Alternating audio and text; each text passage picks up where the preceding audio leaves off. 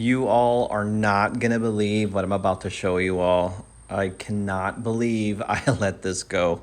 It's really bad. Stay tuned. All right, folks. Well, I tore this thing apart a few days ago, and I was not gonna make a video of it, but now I don't think I can not make a video.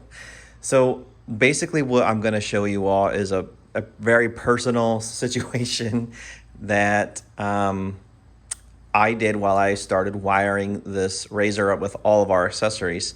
So this is gonna be me showing you a bunch of stuff that I've done to this razor and what we're gonna do to basically fix it and where we're at with it at this point in time.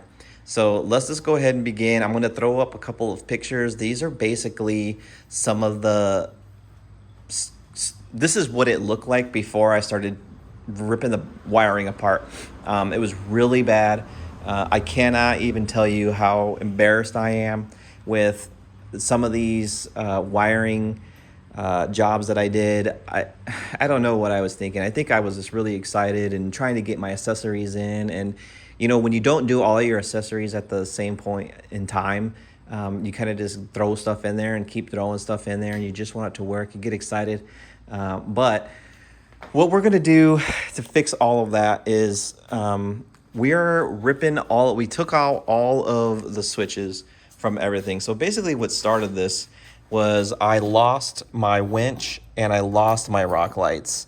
And that's where all of this started from. So the problem with aftermarket cages as well is if you got this front crossbar on the Turbo S, it puts pressure, not pressure, but it sits right on top of your hood basically.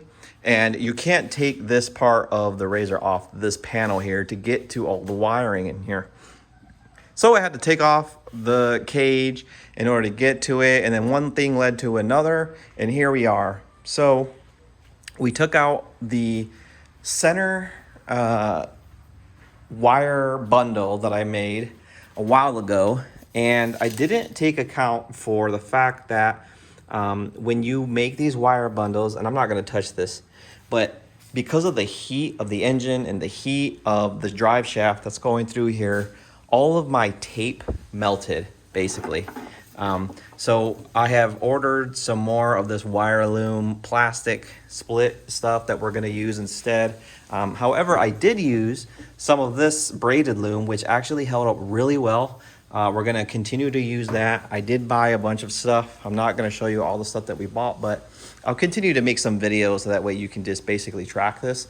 And there's a lot of lessons that I have learned like within these last year and a half that I've owned this thing. And I'm going to show you all the lessons, or I'm going to tell you all the lessons. I'm going to show you some of the things that I've done differently that really makes these installations look professional and to make sure that they last. But there's the wire bundle that I made. That went from the rear of the unit to the front, and that's all those wires came up straight out of here and right into this area where I would have all my switches. So that's why I needed those wires ran.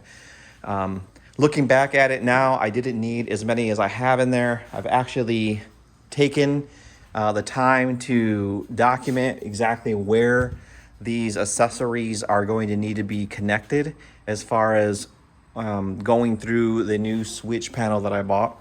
I got this really inexpensive panel here, fuse box if you will, and what we're going to do is we're no longer going to put all of our wiring in here. The fuses and everything for the accessories is actually going to be moved to the back here by the battery. We're going to run 2 batteries as well. I got a nice Duracell, what's it called? AGM battery, 35 amp hours. So we're gonna make our battery capacity a lot stronger. And that's more specifically for the amp and the subwoofer and sound system that we're running in here. The sound system it's amazing. But this is going to go in here, and I did get this off Amazon. It was very inexpensive, but it has incredible ratings. I spent a lot of time doing my studying and looking for products that I put into my razor. So that's that. The switch panels are going back up into here, this area, of course, but we're going to be running another wire bundle from the front to the back. We're going to redo that. Here is a good example of the shoddy work that I did back then. This is essentially a ground bundle that I put together, and it was just embarrassing. I could not figure out what these wires went to. They were sticking out of here, and I actually fried myself trying to figure out whether these are power cables to the rock lights that I have. We also have some whips, some 5150 whips. There's also a bucket light back here for when I turn the dome light on. This light comes on. This is basically what we're running for rock lights as well. And I could not figure it out, so I just went in there and just ripped everything out. So that is another piece of extremely embarrassing wire work that I did. This as well, I thought that the amplifier installation was pretty legit when I did it. I still think it is, because for the majority of it, it is holding up really well, except for this gaff tape that I used, because it gets so hot back here. I didn't think about whether or not how it would hold up well or not, and it doesn't. So there's two different types of braided gaff tape you can get. This is kind of more like the cloth gaff tape, and this is more of just a regular gaff tape that you will find utilized by electricians that work in vehicles, marine. I've also used this for when I was an entertainer, a DJ, for all sorts of stuff. But my advice for you would be to use a braided wire loom first, or this plastic loom, whatever your preference is. These will hold up really well with the heat. And if you have to, I would go with the cloth gaff tape, would be my third choice. Obviously, you definitely want to use a double insulated wire as much as possible. It's not required, but if you can do that, I would do that as well. This is a really good 14, I think this is a 16 gauge dual insulated cable. These things are extremely, what's it called? They hold up really good. So yeah, that's where we're at with the wiring in this area too. So going back to the front, we have completed our front rock lights and wiring. So essentially, here's what I've done that's much different. Because I have all the panels off, it's 10 times easier to get your wiring exactly the way you want it as well. Now it does take a long time to take your panels off, and they're all over the place. Looks crazy in here, but that's how I prefer to do work. So what we've done so far with these rock lights is I took them off. There was some rust on them. They're very inexpensive rock lights. It's really hard to find a very good set of rock lights without getting too flashy. So mine are just white lights to help me literally see the rocks when I'm out rock crawling and we're riding at night. There's nothing fancy here. I don't have no RGBs. They don't turn colors or nothing. That stuff's for the birds. But what I've done is I installed 2 rock lights on each of these pillars here, or these roll cage rock bar, whatever you want to call these. But they both tie in right up here together. So we've got 2 different types of weld or soldering. These little, I think these are, hold on, let me see. These are called, they're just solder seal wire connectors. Okay, but these work fantastically. I love these things. Don't have to solder anymore. So you just put your heat gun to it, and it literally solders 2 wires together, or multiple wires together. So we've got 2 of these underneath here for the positive and the negative. And then over that, I put a self-adhesive shrink tube. And then over that, over these wires, because they're not dual insulated, we put this braided loom over it with another heat shrink to hold that in place. So this is not gonna slide off or anything. And I did that on both sides. So, I mean, just looking at the professionalism of this install, it's 10 times better. The wiring is much better. I forgot to tell you why the rock lights actually failed. I had a broken wire in here because what I was also using before I had the fuse panel is I was using little terminals, essentially. I don't know if they are in here anywhere, but they're essentially these little terminals, and that's basically how I was installing multiple accessories. It was a little bit organized. It was better than just throwing a bunch of junk in there.